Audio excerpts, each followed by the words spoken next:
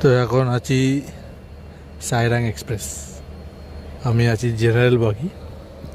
তো ট্রেনটা দাঁড়িয়েছে একটা জঙ্গলের মাঝখানে। আমি এরকম এর ধারেই এসছিলাম, কী বলে ওই গরজার কাছে এসছি। একটা ঘর ঘর ঘর ঘর ঘর ঘর আওয়াজ হচ্ছে। তো কোথায় থেকে আওয়াজটা আসছে তোমরা শুনতে পাচ্ছ, দেখো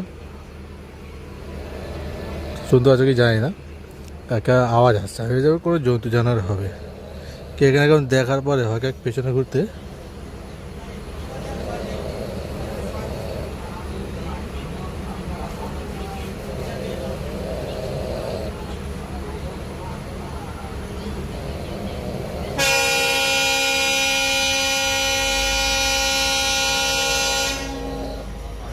ওই যে কাকুকা ঘুমাচ্ছে, কাকুকা কি নাগ্গাকা গাকছে, মানে ট্রেনের মধ্যে জেনারেল বগিতে এত আরামে যাত্রা আমি প্রথম কোথাও দেখলাম।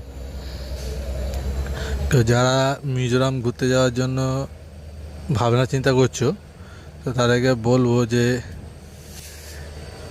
এই কটা মাস জেনারেলে আমাদের চান্স আছে। এখনও জেনারেলে সেরকম ভিড় হয় না।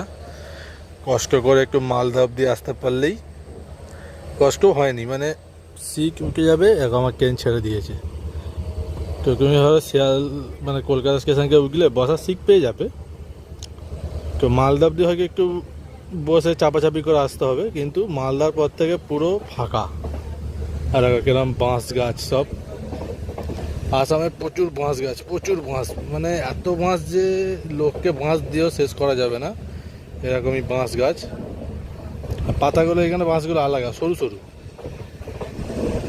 মোটা বাঁশ নয়।